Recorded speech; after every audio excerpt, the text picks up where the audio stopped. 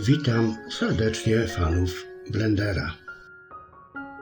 Bardzo jestem zadowolony z faktu, iż mój ostatni poradnik o podstawach rzeźby w Blenderze przypadł Wam do gustu.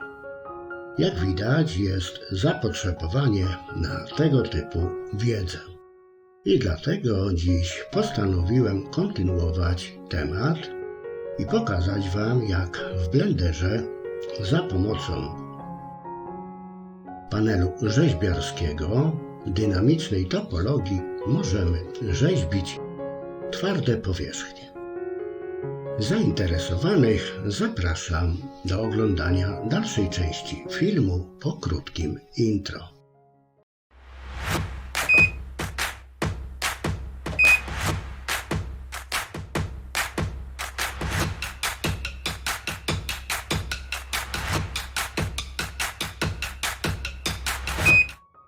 Na scenie mam ulokowaną kulkę, już pracuję w trybie rzeźby. Teraz uaktywnię dynamiczną topologię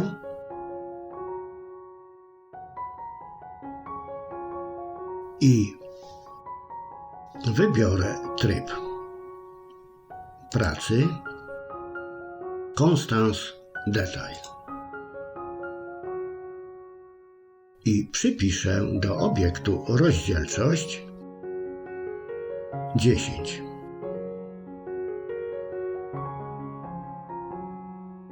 Włączę opcję wygładzania. Teraz kulka została wygładzona. Wybiorę sobie jedno z narzędzi, pędzel hakowy. I przy pomocy pędzla hakowego zwiększę średnicę. Wymodeluję jakiś kształt. Oczywiście uaktywnię opcję symetrii względem osi X. Teraz jestem już w widoku z boku.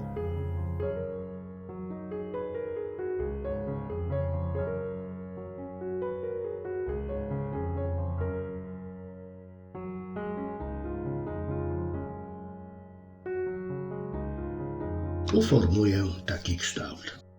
Teraz na moment opuszczę tryb rzeźby. Przejdę do trybu obiektowego i na scenę dodam obiekt prymitywny, którym będzie prosty cylinder. Cylinder przeskaluję i zrotuję.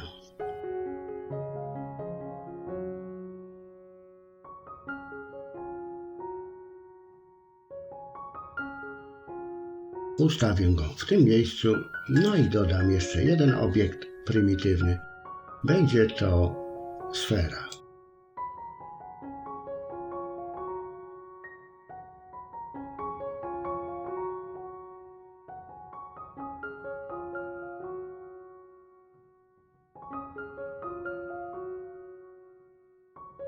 Mam taką kombinację obiektów.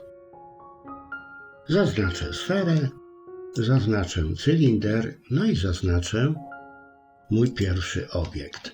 I teraz wykonam operację logiczną. Dodawanie Shift-Ctrl-B, Unia. W ten sposób wszystkie te trzy siatki połączyłem ze sobą. Na moment wejdę do trybu edycji. Zaznaczę obiekt i wypozycjonuję go względem osi Z.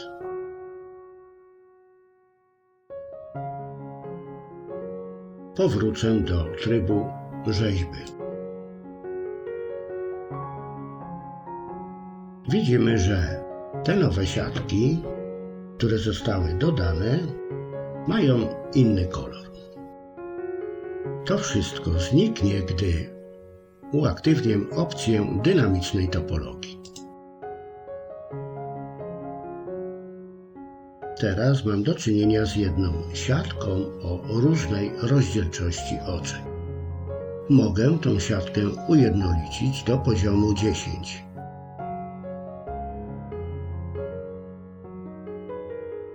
obiekt mam połączony. Teraz Shiftem powygładzam miejsca szczelin, a więc te elementy, które ze sobą połączyłem. No i utworzyłem taki przestrzenny detal. I teraz nadszedł czas, żeby pokazać Wam, jak rzeźbić twarde powierzchnie w Blenderze. Oczywiście teraz mam kształt organiczny. Na pierwszy rzut mogę skorzystać z narzędzia Projekt Linia.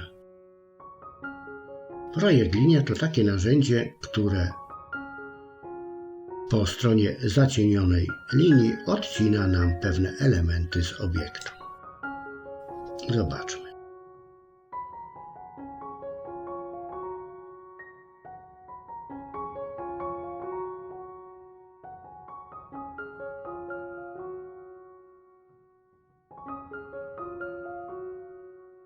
To teraz jakbym odciął i tak miał linię ustawioną, no to wszystko wyjdzie źle, ale jak ją obrócę o 180 stopni i puszczę, no to tu cięcie zrobię.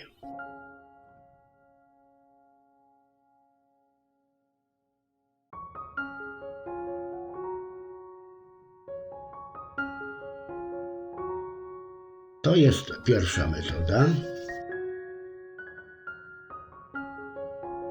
którą Wam pokazałem. I teraz użyję już innego narzędzia. Narzędzia o nazwie Scrape. Jak się pracuje z tym pędzlem? On, widzicie, tworzy takie płaszczyzny. No ale wiadomym jest, że modelując twarde powierzchnie musimy wyjątkowo zadbać o ostrość krawędzi. Im ta krawędź jest ostrzejsza, tym nasza praca wygląda ciekawiej. A więc, co robimy? Po prostu w trybie dynamicznej topologii zmieniam metodę jej pracy. I tutaj zamieniam tryb Constant Detail na Brush Detail. No i zobaczmy teraz, jak to będzie wyglądało. Brush Detail na tych ustawieniach jeszcze sprawę pogorszył. Siatka została rozrzedzona. Ale przecież mogę tutaj wybrać właściwy procent. I pójdę w dół. Wybiorę sobie wartość 4. 4%. Teraz popatrzcie. Teraz będę generował gęstą siatkę.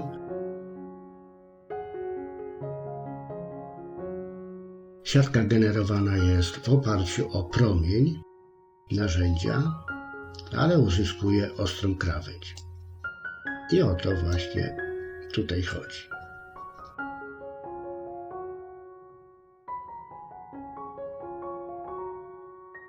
Może wyłączę widoczność siatki, żebyście widzieli, jakie zmiany zachodzą.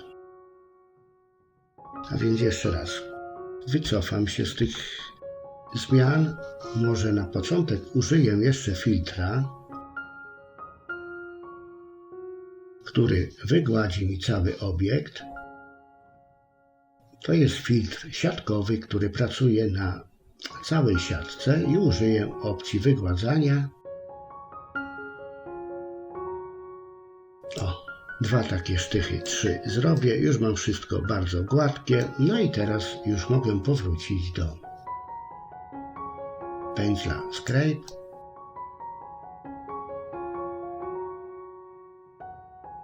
No i tworzyć płaszczyzny.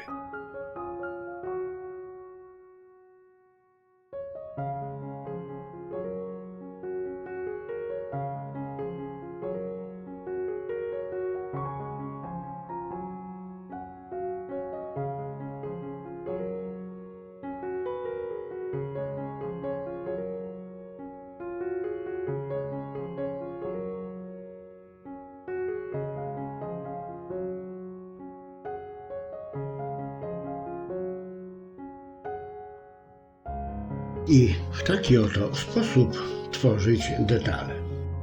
Mamy tutaj jeszcze możliwość pracy z innymi narzędziami, na przykład pędzel Scrape. Chciałbym zobaczyć, jak ten pędzel pracuje. On robi takie ostre fazy, a jak wcisnę klawisz Ctrl, to pracuje w podobny sposób do pędzla Scrape. Czy generuje nam nową siatkę? Tak.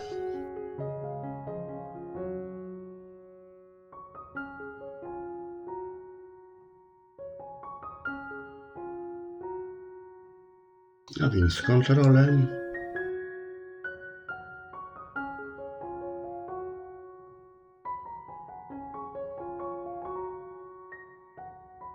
a tu się przełączę na narzędzie Scrape.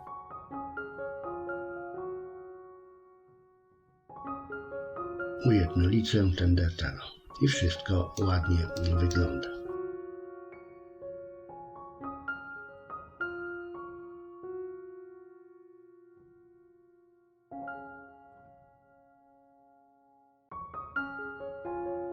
Dobrze. To teraz czas na kolejne narzędzie. Doskonale w trybie Brush Detail pracuje pędzel Draft. Powiem od razu, że nie wszystkie pędzle w tym trybie dobrze pracują, ale Draft tak. Spróbuję sobie tutaj zmienić końcówkę, na przykład na sferyczną.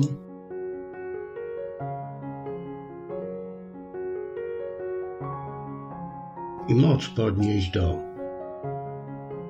100%. I teraz zobaczcie, kliknę. 2 razy w to samo miejsce utworzyłem taki detal z kontrolem. Zrobiłem taki element.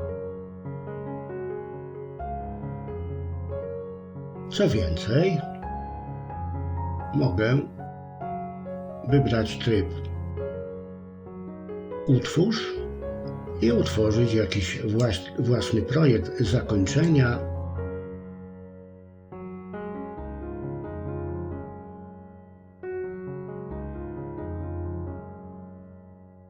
O, i teraz zobaczcie, już będzie inna końcówka.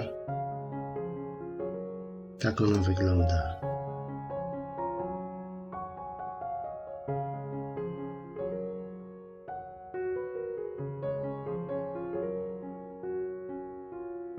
Mogę też zmienić sposób działania narzędzia. Na przykład spróbuję włączyć tutaj Airbrush. Ctrl wciskam i Airbrush pracuje tak, a więc takie głębokie wgłębienie zrobiłem.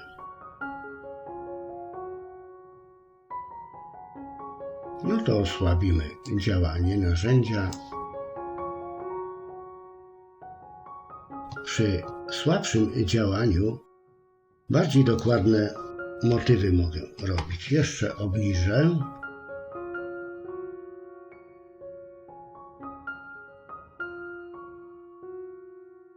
Puszczam kiedy chcę.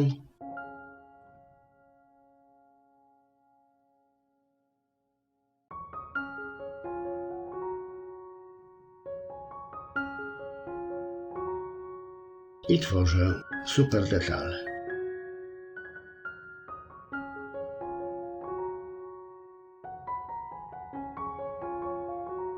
Dobrze. To już wiemy, jak takie narzędzie działa. Teraz jeszcze pokażę, jak współpracuje z tym trybem pędzel Crease. Tutaj znaczenie będzie odgrywała wartość procentowa i średnica pędzla. Ja sobie wybiorę niewielką średnicę pędzla, no powiedzmy taką. Wartość ustawię na 100%. Końcówkę tutaj mam przypisaną gładką i przy niej zostanę. Zobaczcie, jak to narzędzie będzie działało na tych ustawieniach. Dodatkowo do tego narzędzia ja włączyłem sobie opcję w śladzie pędzla stabilizacja. I tutaj ustawiłem tą wartość stabilizacji na około 6,060.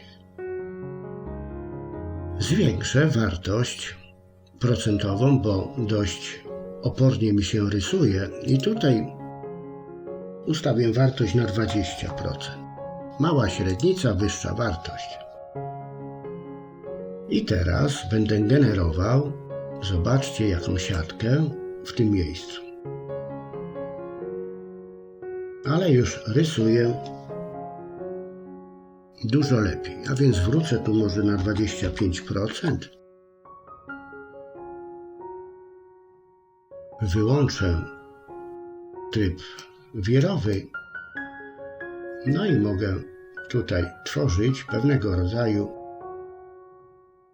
cięcia na obiekcie. I teraz zastanawiam się, gdzie.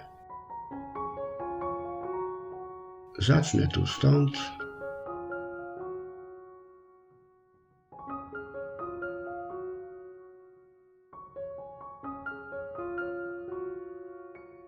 Obracam się bez przybliżania i oddalania, żeby zachować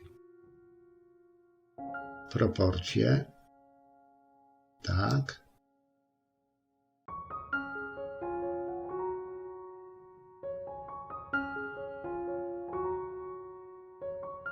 Zrobiłem takie odcięcie.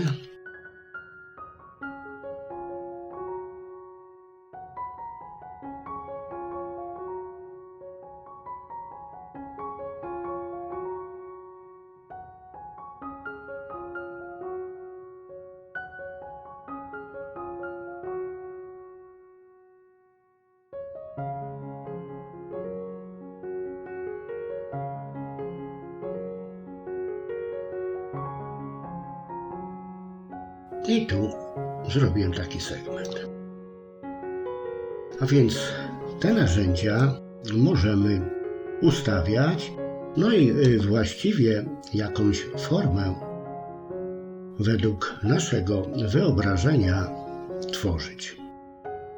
Może na tym przykładzie poprzestanę, opuszczę tryb rzeźby.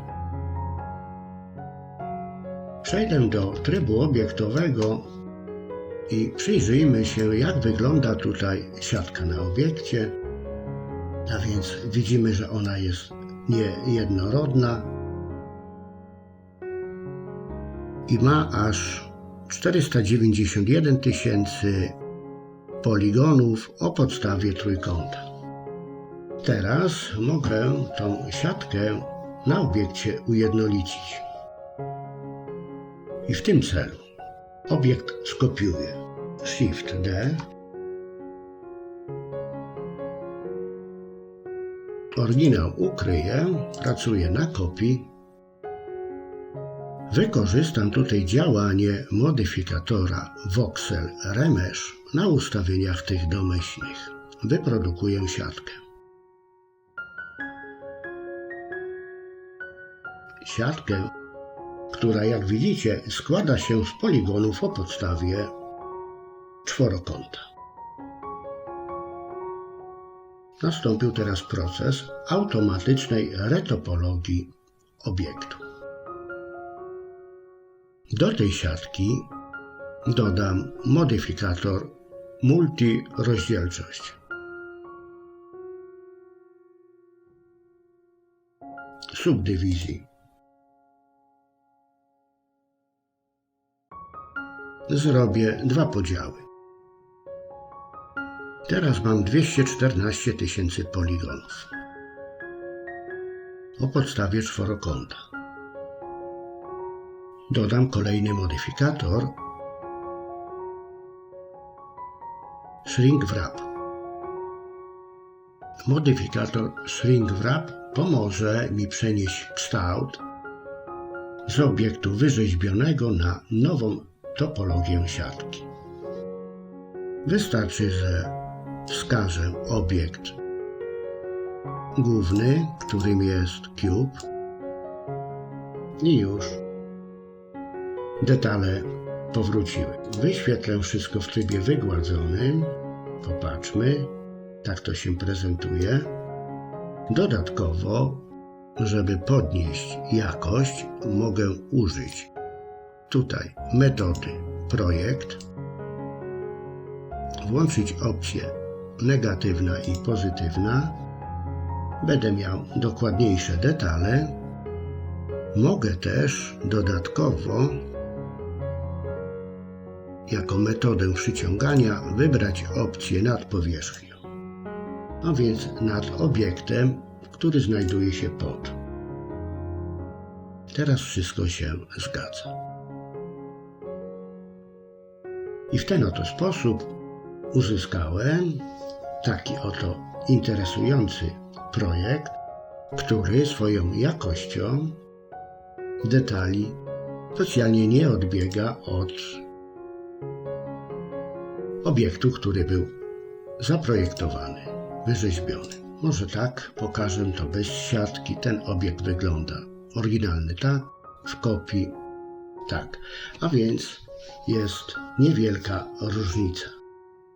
A to dlatego, że po prostu mam mniej poligonów, ale mimo wszystko i tak ten kształt na obiekcie został w pełni pokazany.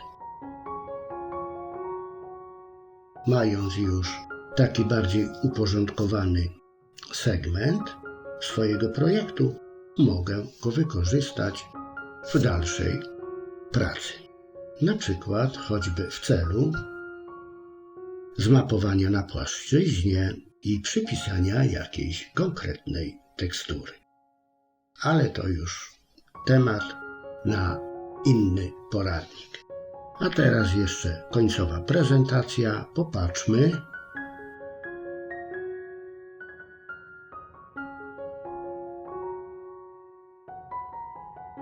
No i co? I teraz już z czystym sumieniem swój dzisiejszy poradnik mogę zakończyć. Dziękuję Wam za uwagę.